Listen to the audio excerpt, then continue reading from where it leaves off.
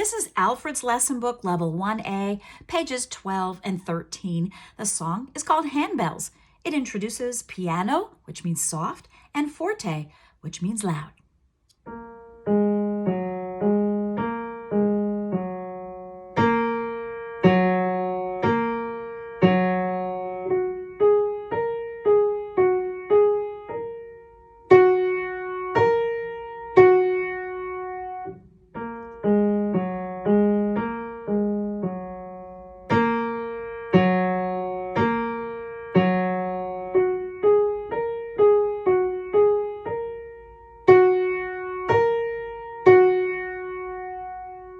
And you'll notice at the end we have 2 dots, which is a repeat sign. It means to play it 2 times.